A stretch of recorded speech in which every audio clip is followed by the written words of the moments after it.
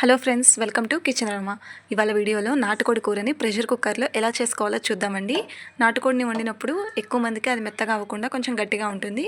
అలా గట్టిగా కాకుండా మెత్తగా అయ్యేలా, టేస్టీగా ఉండేలా ఎలా చేసుకోవాలో నేను మీకు వీడియోలో చెప్తాను. స్కిప్ చేయకుండా చూడండి. ముందుగా నాటుకోడిని అయితే ఇలా కట్ చేసి అయితే తీసుకున్నానండి. మరీ పెద్దవి కాకుండా మరీ చిన్నవి కాకుండా మీడియం సైజులో అయితే కట్ చేసుకున్నాను.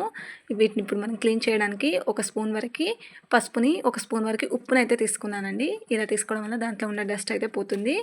ఇలా అన్ని పీసెస్లకు పట్టేలా బాగా కలుపుకొని ఒక 2 మినిట్స్ వరకు అయితే పక్కన పెట్టేసుకున్నాను.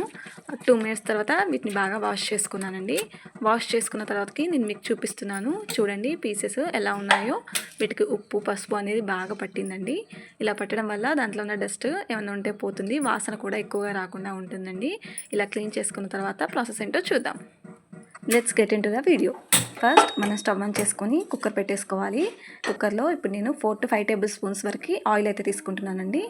ఆయిల్ వేసిన తర్వాత ఆయిల్ హీట్ ఎక్కాక దీంట్లోకి నేను బిర్యానీ ఆకుని, హోల్ గరం మసాలాని తీసుకుంటున్నాను. ఇవి కూడా బాగా వేగాలండి.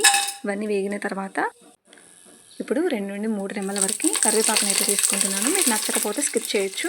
4 నుంచి 5 వరకు మిర్చిని అయితే తీసుకుంటున్నాను. ఇవన్నీ వేగిన తర్వాత దీంట్లోకి నేను 1 కప్ వరకు ఆనియన్స్ అయితే తీసుకుంటున్నానండి.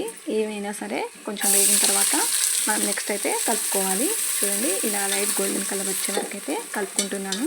దీంట్లో బాగా వేగిన తర్వాత దీంట్లోకి నేను పసుపు అయితే తీసుకుంటున్నాను. 2 స్పూన్ల వరకు అల్లం వెల్లుల్లి పేస్ట్ అయితే తీసుకుంటున్నాను. మీకు కావాలంటే ఎక్కువగా కూడా తీసుకోవచ్చు. ఇలా వేసుకున్న అల్లం వెల్లుల్లి పేస్ట్ని బాగా కలుపుతూ ఉండాలండి. ఇలా కలపడం వల్ల అల్లం వెల్లుల్లి పేస్ట్ అనేది వాసన రాకుండా ఉంటుంది, బాగా ఉడుకుతుంది. చూసారు కదా, ఇప్పుడు బాగా ఉడికిపోయింది. ఇప్పుడు దీంట్లోకి మనం ముందుగా కడిగి పక్కన పెట్టేసుకున్న నాటుకోడిని అయితే ఇప్పుడు దీంట్లోకి తీసుకుంటున్నాను. ఇలా తీసుకున్న తర్వాత స్టవ్ అనేది హై ఫ్లేమ్లో పెట్టేసుకొని వీటిని బాగా కలిపేసుకోవాలి. అల్లం వెల్లుల్లి పేస్ట్ అంతా కలిసేలా, కూరకంతా పట్టేలా బాగా కలిపేసుకోవాలి. ఇలా ఇప్పుడు చూడండి, అల్లం వెల్లుల్లి పేస్ట్ ముక్కలకి ఎంత బాగా పట్టిందో. ఇప్పుడు దీన్ని కలిపేసుకొని దీంట్లోకి నేను 2 నుండి 3 స్పూన్ల వరకు అయితే చిల్లీ పౌడర్ అయితే తీసుకుంటున్నాను. మీకు ఎక్కువగా కావాలంటే ఎక్కువగా కూడా తీసుకోవచ్చు. 1 టేబుల్ స్పూన్ వరకు గరం మసాలా అయితే తీసుకుంటున్నాను. 1 కప్ వరకు కొత్తిమీర అయితే తీసుకుంటున్నానండి. మీకు ఎక్కువగా కావాలంటే ఎక్కువగా కూడా తీసుకోవచ్చు. ఇప్పుడు వీటన్నిటిలో నేను వాటర్ వేయకుండా మొత్తం కలిపేసుకుంటున్నాను. దీంట్లోకి నేను 1 టేబుల్ స్పూన్ వరకు ఉప్పు అయితే తీసుకుంటున్నాను.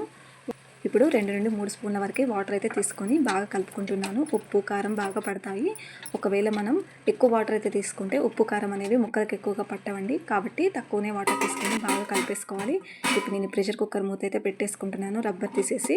చూడండి, 5 మినిట్స్ తర్వాత ముక్క బాగా ఉడికింది, ఆయిల్ పైకి వచ్చేసింది, అంటే 50% వరకు ఉడికిందండి.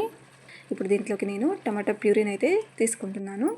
ఇలా అన్నీ వేసిన తర్వాత టమాటో ప్యూరీని తీసుకుంటే కర్రీ అనేది చిక్కగా వస్తుంది.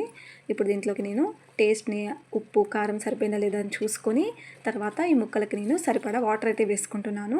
ఇలా వాటర్ వేసుకున్నప్పుడే ఉప్పు, కారం సరిపోయిందా లేదా అని మీరు కూడా టేస్ట్ చేసి మళ్ళీ మూత అయితే పెట్టేసుకుంటున్నాను. ఇలా మూత పెట్టేసుకొని ఈసారి నేను రబ్బర్ పెట్టేశాను అండ్ కుక్కర్ విజిల్ కూడా పెట్టేశాను. 2 to 3 విజిల్స్ అయిపోయిన తర్వాత కుక్కర్లోని ప్రెషర్ అంతా పోయే వరకు పక్కన పెట్టేసుకోవాలి. ప్రెషర్ పోయిన తర్వాత చూపిస్తున్నాను, చూడండి. ఇలా పైకి వచ్చేసింది. ఇప్పుడు మనం ముక్క ఉడికిందో లేదో చూడండి అండ్ టేస్ట్ కూడా మీరు చూసుకోవచ్చండి. అలా టేస్ట్ చేసిన తర్వాత ఒకవేళ మీకు తక్కువగా అనిపిస్తే ఉప్పు, కారం ఇప్పుడు కూడా వేసుకొని ఒకసారి స్టవ్ మీద పెట్టేసుకోవాలి. ఉడికించుకోవడం వల్ల కూర అనేది చాలా దగ్గరగా పడుతుంది. చూడండి, నేను ఒక పీస్ తీసుకొని అయితే టేస్ట్ చేస్తున్నాను.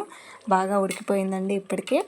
చూడండి, కర్రీ అంతా దగ్గరికి వస్తుంది. ఇప్పుడు దీంట్లోకి నేను పుదీనాను అయితే తీసుకుంటున్నాను. స్టవ్ ఆఫ్ చేసేసి చూడండి, కలుపుతుంటే ఇప్పుడు నూనె అంతా పోయింది. కూర కన్సిస్టెన్సీ అనేది ఇలా చిక్కగా ఉంటే కర్రీ అనేది చాలా టేస్టీగా ఉంటుందండి. ముక్కలు కూడా చాలా మెత్తగా ఉడుకుతాయి. ఒకసారి మీరు కూడా ప్రెషర్ కుక్కర్లో ట్రై చేయండి. టైం చాలా తక్కువగా పడుతుంది, కర్రీ కూడా చాలా మెత్తగా ఉడుకుతుంది. మీరు కూడా మీ ఇంట్లో వాళ్ళకి ట్రై చేసి పెట్టండి. వీడియో నచ్చితే లైక్ చేసి, షేర్ చేసి, సబ్స్క్రైబ్ చేసుకోండి. Thank you for watching from kitchen aroma.